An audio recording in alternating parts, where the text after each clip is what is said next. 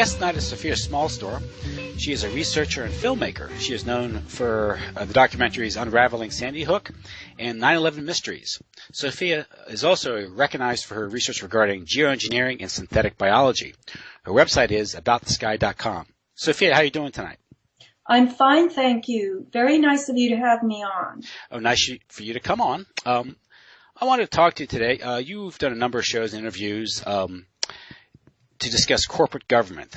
Basically, you've posited the theory that the current form of government at the federal, state, and local level are not representative, but rather are corporations. The system, of corporate government operates deceptively to deny Americans their wealth and their natural and constitutional rights.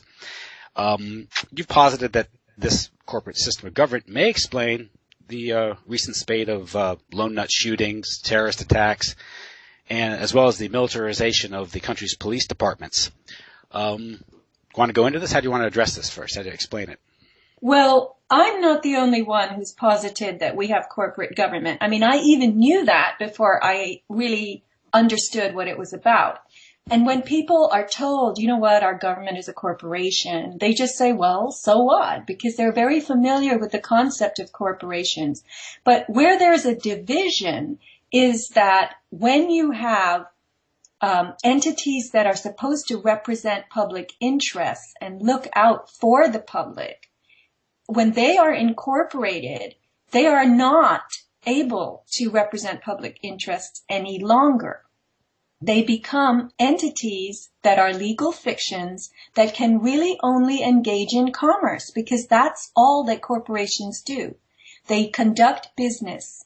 They engage with other corporations through contracts. They're legal constructs on paper. Every corporation has articles of incorporation. They have their rules and regulations. While people are involved in corporations as officers who operate and run and manage them, the corporation itself is a dead thing, and all it exists for is to do commerce. And so when government begins to do that, government then becomes a solely and strictly commercial entity. So what you're saying is, rather than, say, public service defending life, liberty, and property, these governmental/corporate entities must engage in commerce. They have a fiduciary responsibility to their stockholders, their stakeholders, to engage in commerce. And that would be, I guess, gainful activities. Right. That's all they can do. They can't do any other thing except do commerce. And corporations, remember, this whole thing started rolling out in 1871 when we got Washington District of Columbia and United States of America incorporated. The federal government became a corporation, and that was the mother corporation of what was the federal corporate franchise system. So you can check, if you like, today. You can look up your local little town. You can look up its water district, its school board. Anything and everything is listed in Dun & Bradstreet. There are a few exceptions. You'll come across little towns here and there in America that go by the unincorporated town of blah, blah, blah. But, sooner or later, they will incorporate as well. And I believe this was first sold to the officers or officials, let's call them, who were elected as a way to separate themselves personally from any hassles that their cities might be drawn into through, for instance, somebody injuring themselves and deciding to litigate, because it all kind of rolled forward with the new court system, the justice system, as society became more fluid and transient, and we failed to grow up with people and remain their neighbors all of our lives. We didn't know people, and so we were offered the legal system as a means of settling our disputes if our agreements went bad, right? So this legal system is the same thing. It's a corporate commercial system, and courts are like banks. The judge in a court is simply just like the branch manager of your local Chase Manhattan or Wells Fargo. That's all they are. So Department of Homeland Security, FEMA, all the agencies, they're all smaller corporations underneath the mothership. And all they do is accept contracts. Everybody who is an elected official on a city council, for instance, is a corporate officer. And once they occupy those seats, they no longer represent the public. They're just there to trade and, for instance, receive money as grants to build projects which are all aligned with the Agenda 21 vision for the world. And I've also learned that CEOs of these city corporations who are known as city managers, they get an annual bonus that corresponds and correlates to how many grants they can bring their city every year. So grants are doled out by the federal government. There are militarization grants.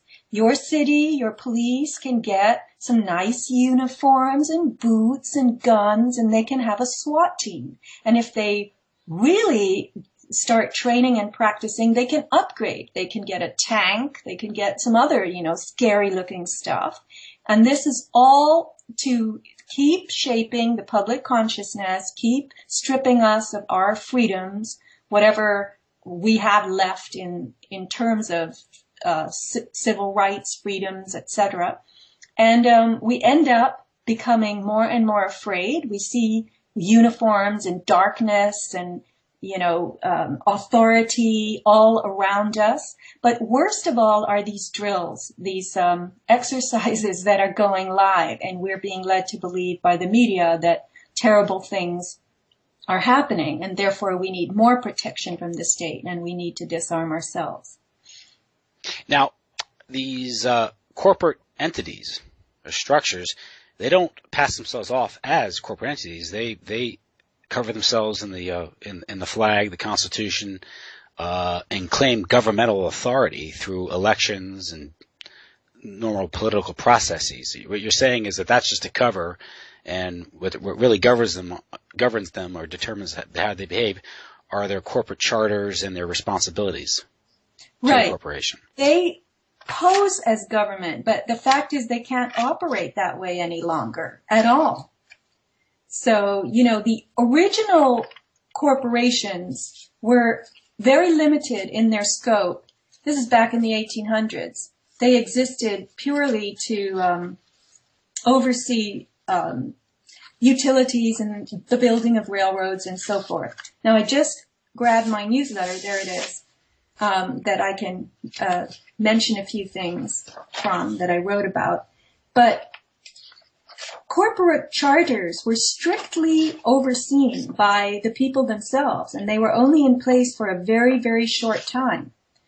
And they ended up being dissolved after the railroad was built or whatever. They governed, water and fire departments and so forth. But now these governments are incorporated, and they remain that way endlessly, and one of the advantages is that the funds that cities have in their coffers then become not public funds, but private funds, and that cities can invest them and so forth. So when your money, you've heard of this thing called the CAFR, right? Yeah, the Comprehensive Annual Financial Report. Yes. Yeah. I'm familiar with the scandal or the controversy that goes by. They're two set of books, and the governments that claim to be bankrupt aren't bankrupt. They have these huge slush funds and investments that they don't tap to balance the budget. That's right. Now, the CAFR, it's not necessarily a lie, but there are two kinds of monies. There's the, chump change that they get out of us for parking tickets and stuff they collect from parking meters and all the little fines and all the little business license fees and whatnot. But that is nothing compared to the money that they get through the grants. And when they bid for or apply for a project, for instance, you've probably seen pictures of, you might have one in your town. We've got one here. One of these very fancy train stations that look like an airport. They've got all these sweeping curved lines and these fancy windows. And these are all Agenda 21 designs for high-speed rail transport. And the trains will get improved eventually also. But the idea is to keep pushing public transportation by making everything look really cool. Well, those aren't paid for with taxpayer money. They are funded by federal grants. And the money that comes in, whether it's a community park with fancy amenities, which the community parks are getting bigger and bigger, the train stations, there are all these new roads being built with bike lanes, roundabouts are going in. These are all things that are funded with grants. And when, of course, it takes time to build a fancy train station. So when the city receives the grant money, that money has to be earmarked for that project, and it goes into the CAFR. So it's not reported as part of the city's money. It's special project money. So that's why you find millions sitting in the CAFRs, because the money actually has to be put aside, because when the checks have to be written as time goes by and different stages of the development of the project are finished, people have to be paid. So they can't just mix up their monies. But these decisions are being taken outside the political process, the normal democratic, electoral process. Right. Yeah. They are approved by the city council. See, the federal government advises the cities of the availability of funds for this project or that. And every city wants to be cool. They want to be progressive. They want to have a fancy train station or a giant community park. And so they all vie and compete and bid for these grants. And you can bet that the layout of where these things occur across the country there's a selection process there. Not everybody in one area gets it. So it's all spread out. And the cities vote on this. They're given a very glossy summary by their manager as to what's going to be built with some nice pictures. And they all want the millions of dollars, because as soon as they receive that money, they will have jobs. It'll boost their economy. And then they can invest some of the money and try to make it grow. So it's very inviting. It's very lucrative, potentially. And they all want it. And I'm sure there's more than enough to skim off the top as well. Right. Yeah. Corruption is always there. I mean, if they can, let's say, I know here that we had a community park that went in with a skate park and a basketball and, dog park and picnic tables, outdoor concert areas, to say nothing of the aquatic center, 2 huge swimming pools, 22 lanes in one of them, and splash pad for the children to run through, locker rooms, palm trees, cabanas, lounge chairs, what else? It's called the dive grill, dive-in grill. There's a restaurant there. Unbelievable. And it was $42.5 million. And I can tell you the taxpayers didn't cover that. There's no amount of tax money that could have covered that. 14 years in the making, $42.5 million. And this is going to be our consolation prize when we are stripped of our private homes. They'll say, why do you care? Live in the stacked housing downtown over Trader Joe's and Whole Foods and come to the community park. It's better than your backyard ever was. And you don't have to do the gardening or anything. And you can, hobnob with your neighbors and run your dogs. And that's what's happening. So these grants are paid and the money is set aside. The community is enriched because suddenly people have work. And the sad thing is that even though it's the implementation of the futuristic sustainability Agenda 21, now Agenda 30, it's called, programs and projects, and that's what's being installed in our lives, everyone needs money. So there's always going to be someone who's going to want to build, such and such development. I believe that in Europe, where the immigrants or refugees or whatever you want to call them are swarming in, and all these housing projects are going up to, they're welcoming committees in the form of government agencies themselves. This is all grant money that's being borrowed from the international banks in order to do population exchanges. And this is money they just create out of thin air. Exactly. And the thing is, the more you just make up your money, make it up, borrow it out of nothing, this is all part of the whole debt-based program. Mm-hmm. You can pay for anything. You can get anything accomplished. Yeah, because there's always someone willing to do it if you're offering money. That's right. Yeah. And if you foreclose other opportunities, like small, mid-sized local businesses, which part of this corporate centralization is doing, they do that with the money as well. Wall Street does that. But they enrich corporations like Staples, or Walmart. And these crowd out the local businesses. You can't compete anymore. That's right. Mm-hmm. I mean, they just want chains. And in some ways, there was a guy I knew who wanted to move to Costa Rica, and he was down in that area looking around. He was looking at different countries. And then he eventually wrote an email to all of us, and he said, well, it's really nice here. I don't even see that many chemtrails, but I just don't know if I can live without Office Depot around the corner. Yeah, and an interesting story. I think it was Staples, which was capitalized by Mitt Romney's company. What was the name of his company again? Bain Capital. And it has been alleged that Bain Capital, apparently Bain Capital got its startup money when it pilfered Howard Hughes's medical foundation. But it's also been used as a conduit for laundering drug money. And Catherine Austin Fitz will go in there. It goes into detail how that works. How the earnings to share ratio, and if a corporation is able to funnel drug money through its retail operations, it makes a stock skyrocket. It also gives it a large cash flow, which means they can borrow money at a much lower interest rate, which crowds out the honest businesses. You see how it's all this centralized? It's a huge push towards centralization. So all that momentum is favoring the big corporations.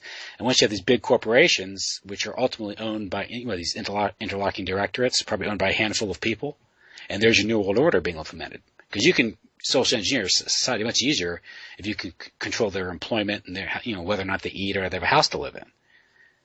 Right, yeah. right. As opposed to these independent small businesses where people are kind of like, entrepreneurs, or it's like herding cats. With this, you create a herd, and if they all work for these same corporations, you can implement all these programs much easier. Much of the psychological warfare and programming that we get through employment policies, like whether it's through human resource initiatives or various media initiatives, all this is done much easier if only a few corporations own things.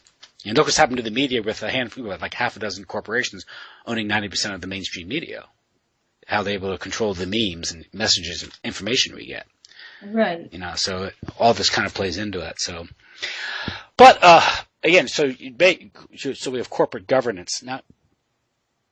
So what's happening is these local communities are being changed radically through this process. So basically, what it is, it's almost like this Agenda 21 initiative.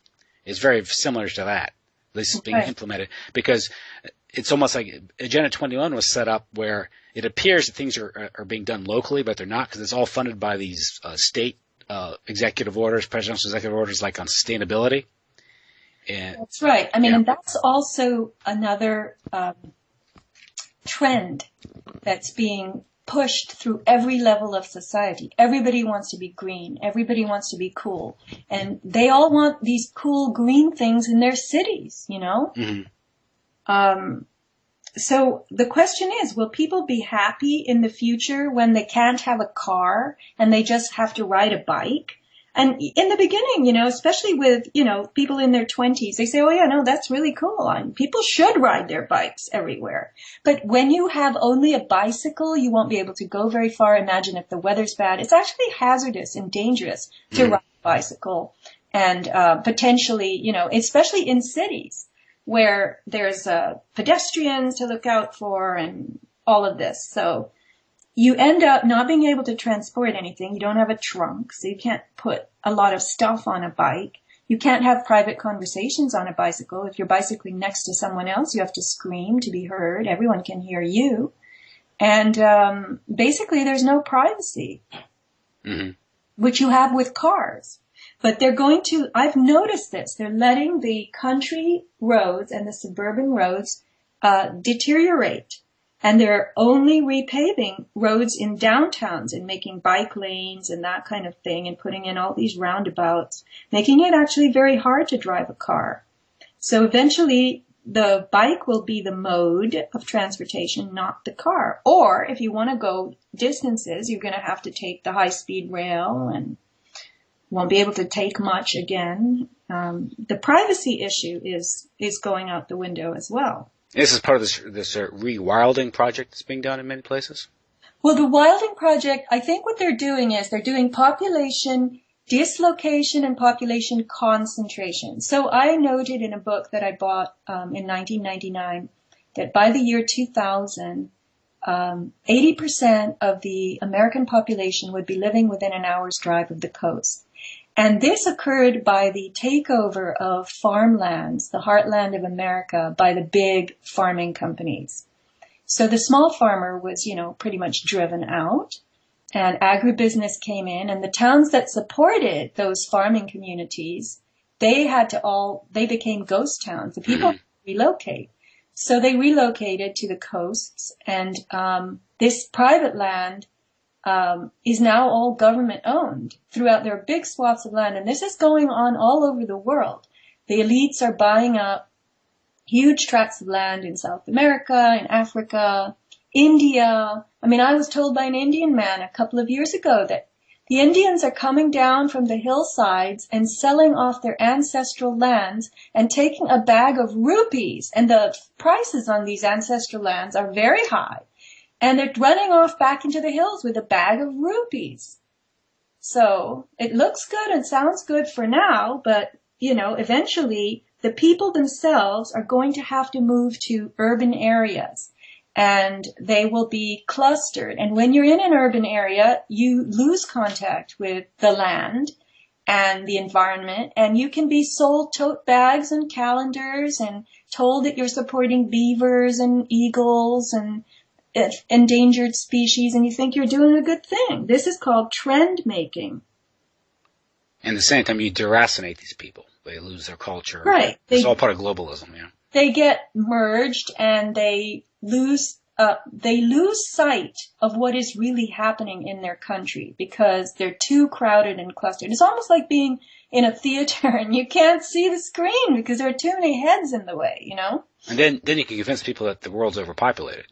That's right. You get the sense that there's overpopulation. Plus, when you're too close to people, you get, how many people do you see every day that you will absolutely never see again? You never saw them before, and you'll never see them again, and do you even care? No. It's all part and parcel of getting your business done. So we lose bonds. And we start getting irritated because people are in our way and there's traffic. And so we develop another kind of sentiment altogether toward our fellows. Yeah, the anonymity of the big city. Inevitably, people become alienated from each other. There's no sense of community. And once again, without that sense of community, you become just one of the throngs. And then. Right. And we're being offered this other community that, people have embraced this two-dimensional world of Twitter and Facebook and Instagram. And everybody likes that. They think this is how you stay connected. Yeah. And you can create a false reality. Right. You have a false self. You can put up pictures that are, maybe they're your best pictures or they're not you at all. I heard you gave an interview recently. You talked about how, you were about to do an interview and there was a man using a chainsaw outside your house. And you went out to ask him how long he was going to be doing that. He informed that he was almost finished, but he noticed you wearing a T-shirt that read, "Show me the plane that hit the Pentagon." Right. Mm-hmm. And this struck him as, so he asked you, what does that shirt mean? And you were wondering why this person who in the middle of the day, he's laboring, he's hot, he's obviously had his mind on other things. And why would he bother to ask? Why don't you just go on with his day and go on and take care of what he had to take care of? And what I've discovered is a lot of the type of person who whether he's engaged in physical labor, like a carpenter, or they have to deal with reality.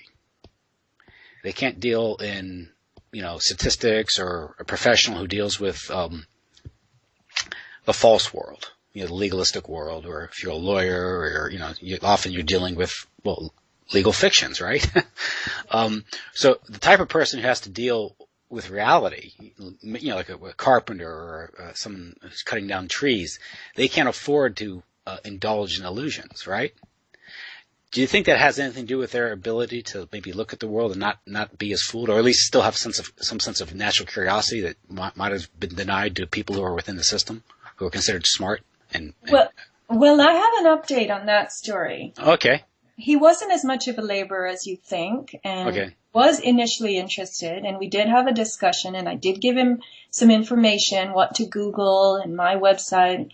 So I saw him about a week or two later again. I went outside to bring in the garbage can or something. And he looks at me, he says hi, which was nice of him. And I went over to say hello, and he told me I was cuckoo. Well, there goes my theory. Right. And I said, really? He said, well, I looked at your website and you're into a lot of crazy stuff. And you know what? I don't even want to go there. I'd rather just continue being the way I am. Oh, so he's not engaging you. He just wants to ignore it, I guess. Yeah. Yeah. Well, a lot of this, it seems crazy because the world is crazy. It doesn't mean it isn't happening. A lot of the stuff is crazy but there are people doing crazy things. So. Well, it's not so much that. It's that the explanations that he was discovering for why certain things are going on, he felt were just kind of like they were off the charts. Yeah. Well, it's outside his normal experience or what he's been told is happening. So it's, a lot of the stuff if you don't come upon it gradually, you never really. It can be very shocking to your paradigm. Well, of course, right? Yeah, and then when you have a family and all of that, and you're part of a community and a government, somebody wrote me an email this morning, and she disconnected herself from mainstream life, and she's found other ways, even though she has to live very frugally, to exist. Mm-hmm. And she mentioned that family and friends, of course, were ostracizing her and, in fact, treating her somewhat roughly for her decisions and thinking she was lazy and didn't want to work and that kind of thing. Mm-hmm. But it's better, she said, to be in her shoes doing this, living by your wits, mm-hmm. and your awareness, living by awareness, than to settle yourself into a life of having a job, getting a paycheck, and just shuffling with the crowd, even though you will look good and drive the right car and your children will go to the right schools and have all the right sports equipment and whatnot. But there's a malaise that you get with that life that takes its toll on you later. When you're in your 40s and 50s, you might go through a divorce. You might go through disease. I mean, certain things would very likely happen to you if you aren't being true to yourself. You know what I'm saying? Well, yeah. If you continue to consume the processed foods, if your diet is based on that, or you blindly subject yourself to the Rockefeller regime of medicine, like vaccines and things like that, and then there's a psychological malaise because somewhere, I think, if you're a thinking person, cognitive dissonance sets in, and that type of schizophrenia does take a toll on you because you're stuck trying to rationalize what can't be rationalized or explained. Right, for living a lie. Yeah. And you know it. Only you don't have the ego strength to leave the lie and try to find out the unknown. Yeah. And that, it's absolutely true. There's a psychic toll that's taken on you. And most people in the world are willing to pay that toll. They are willing to be psychically malnourished in order to have this false security of money Which is an illusion. It's a trick. It is a trick, but if the trick lets you sleep at night, the question is, do you want to get through the day? Do you want to deal with the trees or deal with the forest? And most people would pick the trees. Mm-hmm. And even though the long haul forest trajectory, if you tell them, look, you could end up very, very sick, very, very starved of whatever, the right nourishment of life, if you pick this false path and you walk the false path and you just, I'm trying to express something I've never really expressed before, but people would say, fine, I don't care. I just need to have food to put on the table. I need a car. I need clothes. I need this. I need that. I need a vacation. And I don't care. I'll worry about it then. And they don't understand that there's this corrosion that's building in you. And in the society in general. Right. Yeah.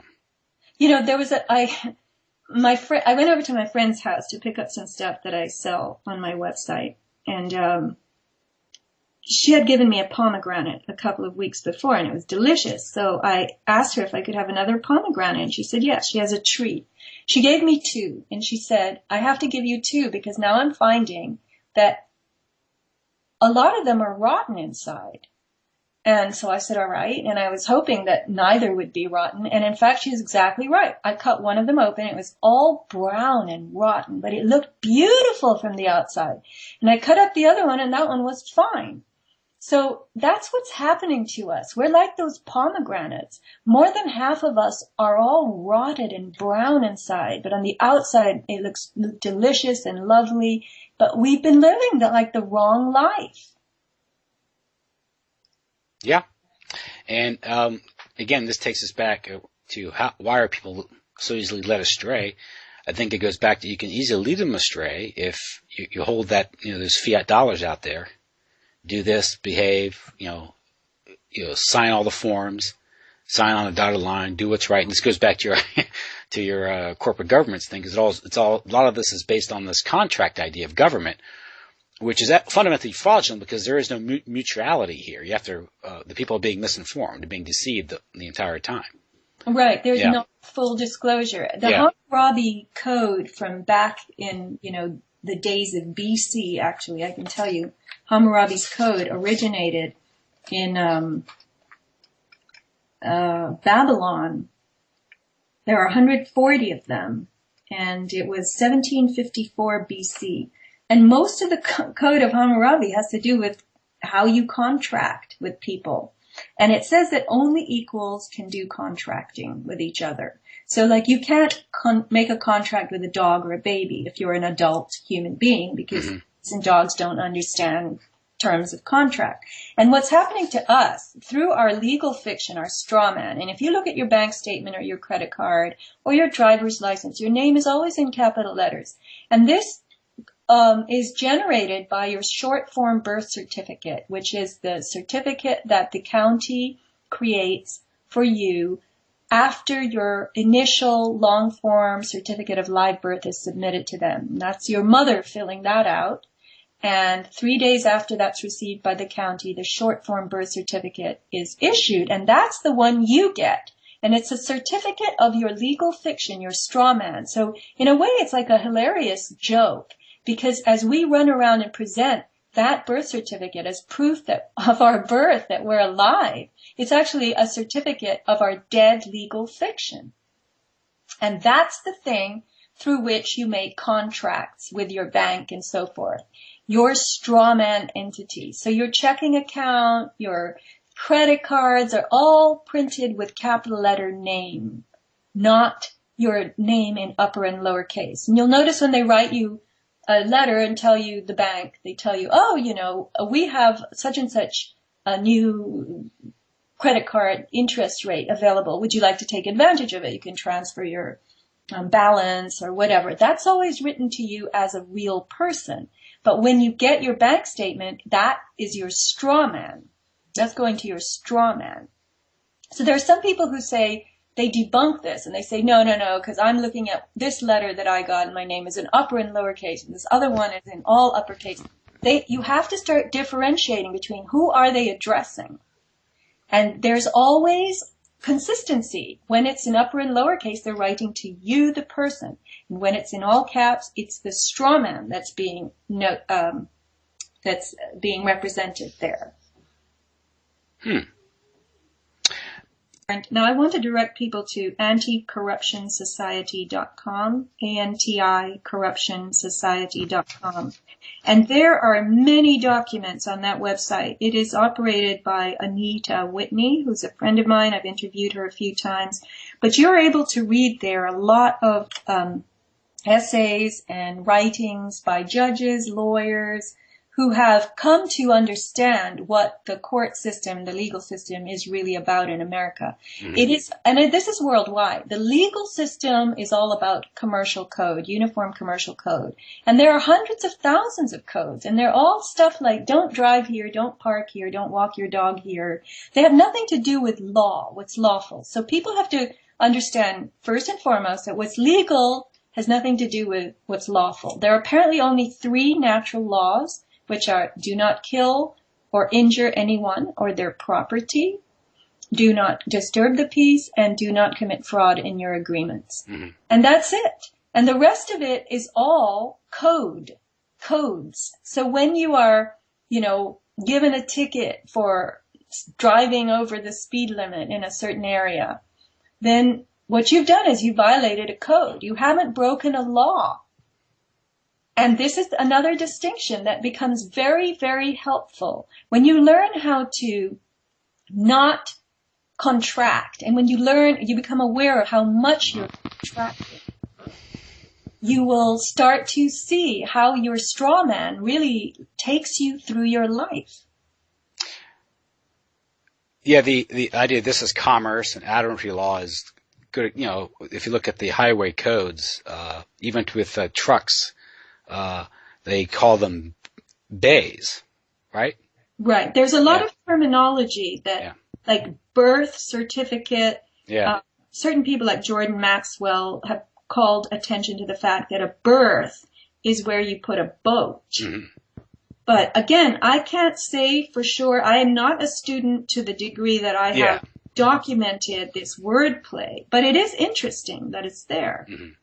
Now, some would say while interesting, a lot of this is just academic because ultimately dealing with is a gang of thieves writ large when you talk about government.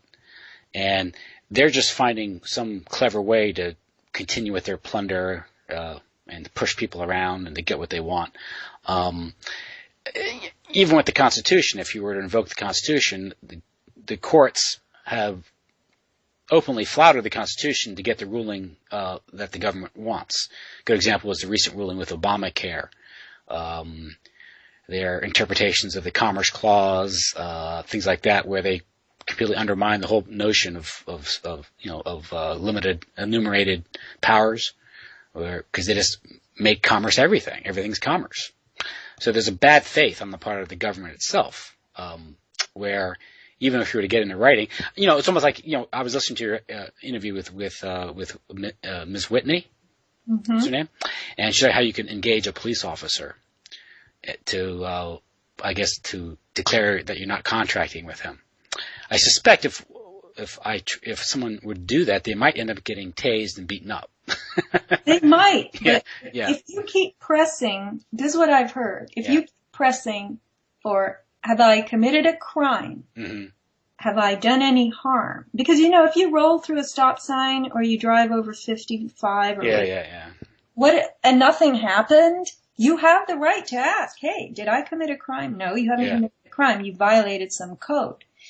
Has any harm been done? And then when you keep saying, am I free to go? And he will press you, the officer, for your license, driver's license and registration. And when you show those things, which is the natural response, they'll first tell you, did you know you just did this? And you'll say, I did, or okay. And you just drove. They'll tell you what you did, and they'll say, do you understand? And that's another trick word. That's asking you if you are willing to stand under their jurisdiction. And then the moment you present your identification with those capital letters on it, you've now associated your warm flesh and blood body with that. That's when they can give you the ticket. this is where, again, how people are tricking us, because from day one, we're taught that we must get a driver's license, we must get a registration, but they give all types of false justifications for these things, whether it's public safety, public accountability, these things. But it really, that's the lie. What it really is, your registration is actually means that you don't really own the vehicle. You're just giving permission to operate the vehicle. Right. Yeah. You're the registered driver of that vehicle. The state owns the vehicle. It has the right to impound it. I mean, It's really pathetic when you look at how expensive certain cars are, and these people are paying horrible amounts to register them. The car costs so much, the repairs, then there's gas. I mean, is it all worth it? And that's going to be the argument. No, just take the high-speed rail. Yep. Now, in the system, and that you've interviewed the Dortch family, right? Yeah, and you again, you posit the theory that through the system of corporate governance, we can see why perhaps this militarization of the police is occurring, why you have some of these events / drills occurring. These events, these lone nut shootings, terrorist attacks, and some people have looked at the evidence and found these things to be very fishy. A lot of anomalies, hard to explain, like Sandy Hook, and come to the conclusion that these are fake events, staged for various reasons. I think you can infer various agendas from these events. One is, a strategy of tension. One would be also a pharmacological agenda, psychological agenda, screening, psychological testing, these things. There's a lot of money in all this stuff. And I think you're onto something here, because all these events trigger more funding. Right. You want to get into that? I mean, that's... Yeah. Okay. We have to be careful when we say that these are fake events, in the sense that there was a number of exercises that took place at Sandy Hook Elementary School. So an event happened there, right? Mm-hmm. But these are what I learned are integrated capstone events, ICE. This is a term that's used by FEMA, Department of Homeland Security, when an exercise involves multiple teams and resources, and it's done in real time with real-time documentation. And they use that term capstone? Yeah. Well, it's very Masonic, isn't it? Well, yeah. Okay. Go ahead. I'm sorry. That's interesting. So the capstone is the top of the pyramid, and if you look at your dollar bills, the all-seeing eye is drawn in that capstone. So what it implies, I understood, you have to think creatively, okay? And some people might tell me I'm absolutely wrong, but the capstone events are those in which people at the top of each resource team know that it's an exercise. But the capstone event, like the Boston bombing and Sandy Hook and 9/11 was a capstone event also. When they go live and we're told, for instance, the morning of the 14th, we were told that there was a shooter, Adam Lanza. This was the part that is fictitious, because this is where all the facts and findings don't add up at all. I mean, they're egregiously discordant. And when that is spread out through the TV news and the media, and the reporters rush around trying to find out, well, who was Adam Lanza? He's Nancy Lanza's son. Ryan Lanza was his brother. Then they apprehend Ryan Lanza, et cetera, et cetera. And, then they go and look at the house and this and that. You get a whole story there. And that's exactly what shapes the public mind. It's that part of it. It's what the media manages to spin. And only the very top of the media pyramid knows that this was fictitious. The other reporters don't know that. So you could, when you start looking at Sandy Hook as a FEMA drill, Jim Fetzer just put out a new book, Nobody Died at Sandy Hook. It was a FEMA drill. You have to conclude that if it was a drill, and these militarization drills are taking place everywhere, it was a drill paid for with federal grant money. And there was obviously, we hear all about grants. There was a grant given to build the new school, a grant given to tear the old school down. And you see evidence of the grants, and you can definitely assume that all the agencies involved in that exercise received grant payments for doing so. And that is in the ongoing militarization of the country. And in order to keep your grant money, you've got to create drills and practice. You got to do something with it. And then you were qualifying yourself for upgrades, for more money. I think that's actually part of the 1033 program. You have to deploy the resources within 12 months. Yes. Yeah, so you can see where the incentive structure is either to create a situation or to escalate a situation in order to deploy these forces, these resources, these MRAPs, tanks, SWAT teams, just to be able to check that box and say, oh, we've locked in funding for another year.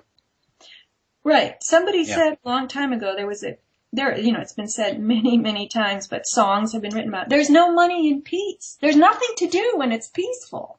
What is there to do except sit around? But when you create terror events, then there's lots of money involved. Mm-hmm. Lots of stuff going on. So, unfortunately, it's changing people's perception of each other.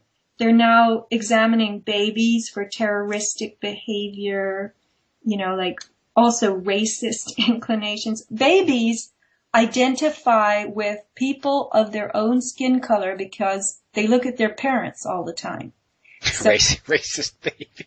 Yeah, so what they've done is they've examined the eye movements of newborns when they put people of other races in front of them, and the newborn reacts. I mean, it flinches or its eyes get wider, and these are signs of racism. Let me guess, a federal grant paid for that study. Possibly. Yeah. Yeah. I guess you can push an agenda. You can also, when you get money, there's always some crackpot scientist willing to take that money because it beats an honest day's work. Right? Right. Yeah. Everybody wants federal grant money. Everybody. And the other advantage is when you build the government, I mean, you've heard people build the government for, $75 for a screwdriver and stuff like this. A toilet, $500. They will pay it. The thing is that those bills are paid. Everybody rips off the government. Yeah, because that's money they create out of thin air. They don't care. Right. And they never pay it back. So they just issue more paper or digital money to pay off, the debt. They borrow more money to pay off the bonds, which is actually, if that were a private company, that'd be bond fraud. But yes, and you will notice, I am thinking back to how many entities I've heard, he has a lot of federal contracts, or that company gets a lot of federal contracts. It's considered an admirable thing. Mm-hmm. Oh, yeah, especially in this area. I'm in the Northern Virginia area. Just how many are either work for the government directly or contract with the government indirectly, and then it's just the whole way of life. And companies, if everyone contracts with the government, it's also it's a method of control. I found out recently that Dr. Jennifer Daniels, she was put on a no employment list, and also the terrorist watch list because she was criticizing standard allopathic medicine, the institutions and all that, which I don't know how that makes her a terrorist threat to airlines, but again, it's a whole other can of worms, right, to how they get away with doing that without due process. Admiralty law, I guess. But there is a no employment list. And basically, if you work for a company that is the recipient of a federal grant or a contract, directly or indirectly, they can't hire you. And as the government spending proliferates, as contracts proliferate throughout the economy, it becomes easier to make the case that you are working for an entity that benefits from federal funding, therefore you can't employ. So if you're a gadfly or a critic like her, you could be marginalized and be denied gainful employment.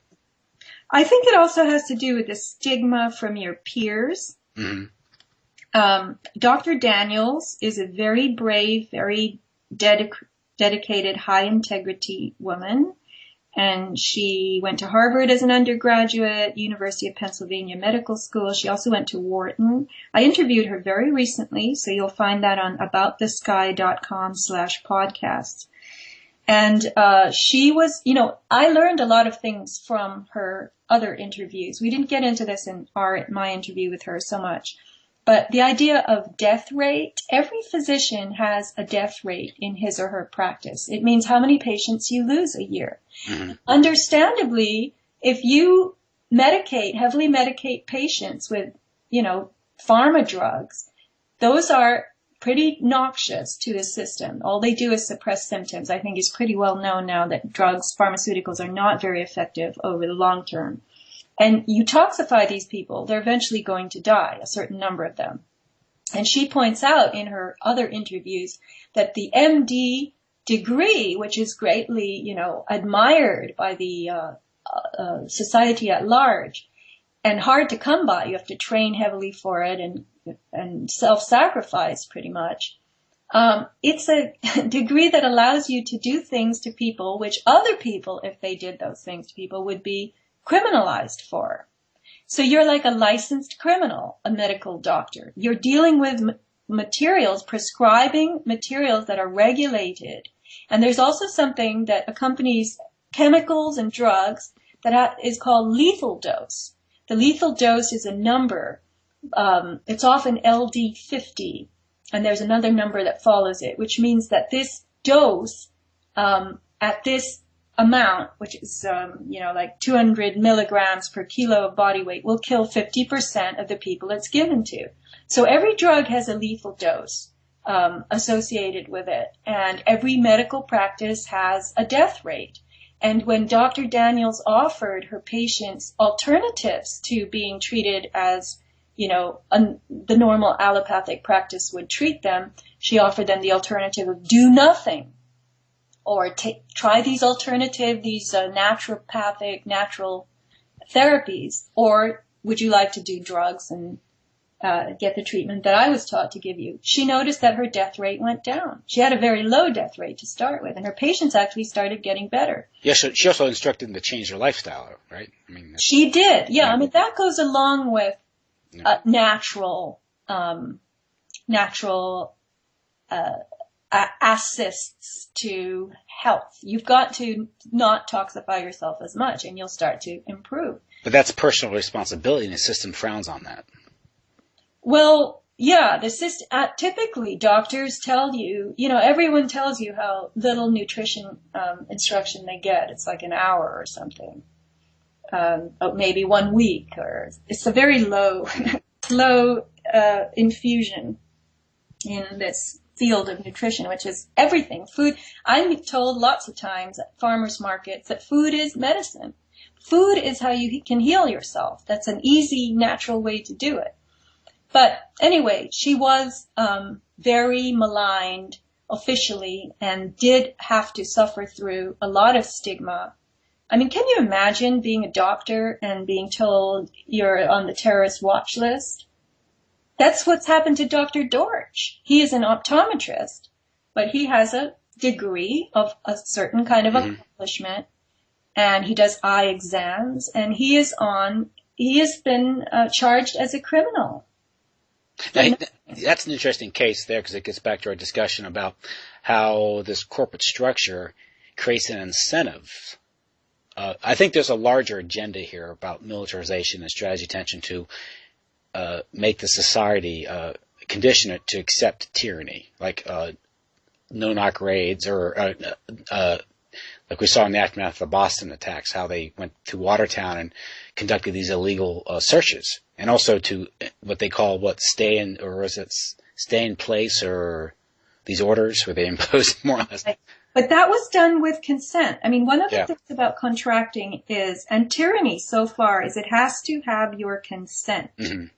But is it really consent when an army shows at your front door with the guns pointing at you saying, "Can we look inside?" It's like me pointing a gun at your face and saying, "Hey, let's have sex," right? Well, officially that's consent. It doesn't have threats and that they come with guns. Yeah. They need your consent. Mm-hmm. Of course, the fear influences what kind of consent you're going to give them. Mm-hmm. But the Dortch case, I think you interviewed him, and he seemed to get their attention. It started out through this minor vandalism case regarding his son, And Right. from that they escalated into this raid on his house and they've constructed these drug charges for which there's Right. no evidence. And once again, it was pointed out to me that when they do a raid, in order to keep their SWAT team, they have to do raids. And if they have nobody to raid, they're going to bust into someone's house and raid it. And we've heard, it has always baffled me how these SWAT teams can come in and raid and ransack somebody's house, and then they frown and say, I think we came to the wrong address because this wasn't where we were supposed to come. We just made a mistake. Sorry. Mm-hmm. But that's their excuse. And you're left with the dead dog, the trauma, and the new front door. Right. Pay for the new front door. Yeah. And particularly the trauma and the idea that this could happen to anyone. But there's a rhyme and reason for it. They've got to practice in order to keep their equipment and to get qualified for upgrade, for more equipment. And if they do a raid and they get a hit, and if it's a drug hit, they get more money. So if they see, some talcum powder lying on your bathroom counter, definitely this is some kind of evidence of drugs. And if later it turns out to be talcum powder, you're already in trouble. Mm-hmm. They can falsify evidence, they can fictionalize. They have done this to the Dorjes. They're constantly fictionalizing their evidence. And of course, if they go into the house, they find cash or any valuables, and they say, well, this is linked to drug trafficking. They can, through civil asset forfeiture, seize those assets and then use them in their budgets. A lot of these multi-jurisdictional task force on drugs are funded by the loot they plunder, right? That's exactly right. Yeah. So here we have this incentive structure. There was a case in Texas, I believe, where a local jurisdiction was told not to seize more than $5,000 because the legal cost of reclaiming your property is usually more than $5,000, and that would guarantee that very few would challenge it. That may be the case. Yeah. I mean, they have created a jungle gym and monkey bars, and they're the ones who write the rules all the time. And we're the ones who have to put up with what they do at their whim. And then, the psychological toll especially. And I think they want us to be afraid of each other, to stay at home as much as possible and do nothing, talk to no one. You've got to suspect your family members of craziness, which is what the Sandy Hook Adam Lanza thing was all about. Oh, your son could turn into, a young man who does what Adam Lanza did because you didn't raise him right. You made the wrong decisions. You moved him from too many schools. He had some form of autism, supposedly. Now, I'm speaking as though he's a real person, but let's just move forward with that concept, just temporarily. Mm-hmm. How many kids have some kind of autism now? It's just exploding, right? Mm-hmm. So how do parents know what to do with it? This is uncharted waters. So you can't move them from school to school. You can't upset them. I mean, all this kind of stuff. This is coming out now as a consequence. Expert analysis of Adam Lanza, who likely never even was a real person. But it's working its way into the records and public mind especially. Okay. Well, listen, thank you. And maybe we'll talk again soon. Oh, yes. It's been great. So thank you very much for finding me and inviting me to do a show with you. Thanks for coming on. Good night.